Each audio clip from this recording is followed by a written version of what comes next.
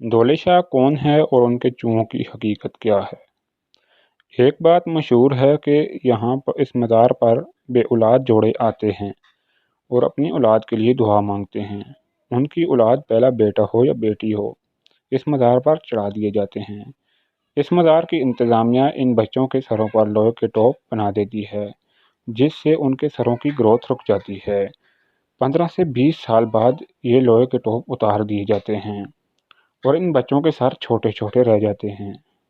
इन बच्चों को उनके छोटे सरों की वजह से दौले शाह के चूहे कहा जाता है।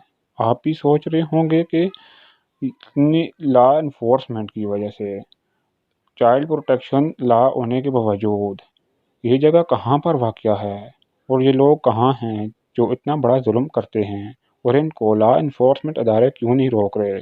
हज़रत सैयद कबीरुद्दीन शाह दौला दरियाई गंज बख्श का मज़ार गुजरात शहर में वाक़या है। आप बगदाद में पैदा हुए।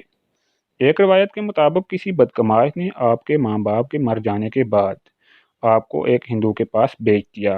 आपने उसकी इस कदर खिदमत की कि उसने आपको रिहाई दे दी। एक और रवायत मशहूर है कि अली नकी नामी किसी बुजुर्ग ने आपको एक ऐसे हिंदू जोड़े के पास 200 अशरफियों के एवज फरोख्त कर दिया जो कि बे औलाद था। उस जोड़े ने आपसे दिन रात मेहनत मशक्क़त के काम करवाए।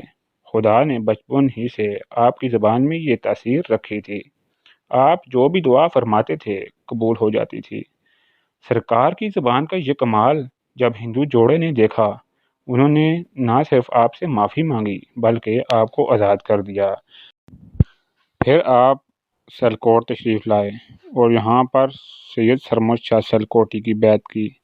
ये दिलसोज दास्तान पाकिस्तान बनने तक से पहले तो सच्ची थी कि यहाँ पर बे औलाद जोड़े आया करते थे और अपनी औलाद के लिए दुआ मांगा करते थे। जो भी उनकी औलाद हो, चाहे बच्चा हो या बच्ची हो, इस मज़ार पर चढ़ा दिए जाते थे और उनको इस मज़ार के मतवालियों के हवाले कर दिया जाता था।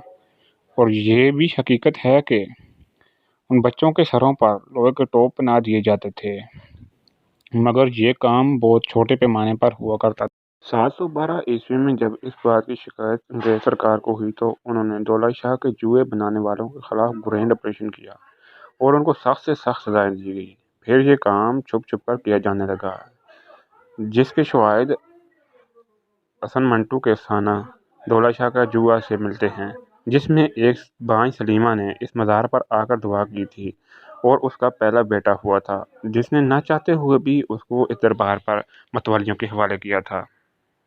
मगर अब पाकिस्तान बनने के बाद इस तरह के कोई भी शवाहिद दौला शाह की मज़ार की इंतज़ामिया के ख़िलाफ़ सामने नहीं आए हैं। अगर ये काम किसी और इलाके में छुप कर किया जाता हो तो उसके बारे में कुछ नहीं कहा जा सकता, मगर इस अयाताए दरबार के अंदर अब कोई भी ऐसा काम नहीं किया जाता। मगर यहाँ के लोगों का कहना है कि यहाँ पर सिर्फ लोग अपनी मुरादें मन्नतें लेकर दुआएं करने आते हैं और उनकी दुआएं कबूल होती हैं। यहाँ पर बहुत सी लोगों की तादाद आती है। छोटे सार के बच्चे दुनिया भर के ममालिक में पैदा होते हैं, वहाँ भी पैदा होते हैं जहाँ पर दौले शाह का मज़ार नहीं है। अब सवाल ये पैदा होता है कि छोटे बच्चे सर के बच्चे कैसे बनते हैं। इसकी साइंटिफिक रीज़न ये नहीं है कि उनके सरों पर लोहे के टोप ना दिए जाते हैं। ये एक बीमारी है जिसका नाम माइक्रोसेफली है। ये हमला ख़वातीन के पेट के ज़रिए दाखिल होती है।